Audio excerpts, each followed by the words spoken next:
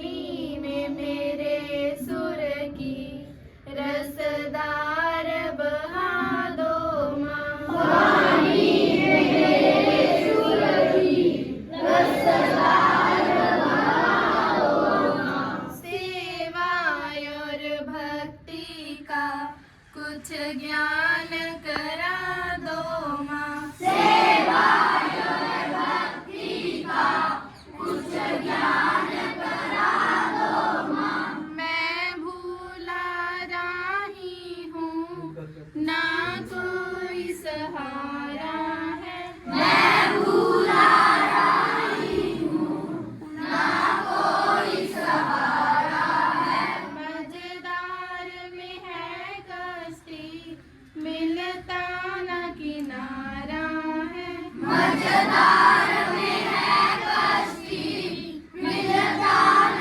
किनारा है। चरणों की ठोकर से भव पार करा दो माँ। चरणों की ठोकर से भव पार करा दो माँ। वाणी में मेरे सुर की रसधार बहा दो माँ। वाणी में मेरे सुर की रसधार बहा दो माँ। सेवा और भक्ति का कुछ ज्ञान करा दो माँ। सेवा और भक्ति का कुछ ज्ञान करा दो माँ। मुझे जग से क्या लेना, मैं जग का सताया हूँ। मुझे जग से क्या लेना, मैं जग का सताया हूँ। ठुकरा कर दुनिया को तेरी शरण में आया हूँ। ठुकरा कर दुनिया को तेरी शरण में आया हूँ। मंजिल मुझे मिल जाए वह ज्ञान करा दो माँ। मंजिल मुझे मिल जाए वह ज्ञान करा दो माँ। वाणी में मेरे सुर की रसधार बहा दो माँ। वाणी में मेरे सुर की रसधार बहा दो माँ। सेवा और भक्ति का कुछ ज्ञान करा दो माँ। सेवा और भक्ति का कुछ ज्ञान करा दो माँ। लेकिन कल छुट्टी होने के कारण सरकार ने, विभाग ने स्कूलों में आज का दिन निर्धारित किया सूर्य नमस्कार के लिए। सूर्य नमस्कार अपने आप में एक कंप्लीट फिजिकल एक्टिविटी है जिसमें कई सारे आसन होते हैं।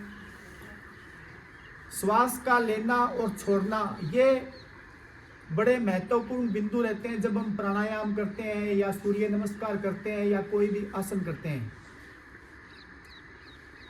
यानी इस पे हमारा नियंत्रण होना चाहिए। प्राण वायु को हम अंदर लेते हैं और उसी से हमारा जीवन चलता है। ये आपने साइंस में भी पढ़ा है।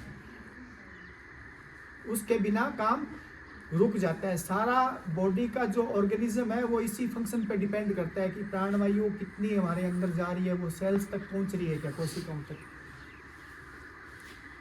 तो आज का दिन सरकार ने निर्धारित किया क्यों, मतलब जरूरत क्या है। देखो जरूरत बढ़ गई है, पहले से ज्यादा जरूरत है। जब हम लोग स्कूलिंग में थे, स्कूल टाइम में थे, आपकी तरह हम लोग ऐसे ब्राह्मणों में बैठ के खेलते थे, तो हम लोगों की फिजिकल एक्टिविटी आप लोगों से 10 गुना ज्यादा थी। क्यों थी, उसका भी कारण है। उसके लिए कोई हम अपने आप को वो नहीं मानते कि हमने ऐसा किया था। मोबाइल था नहीं,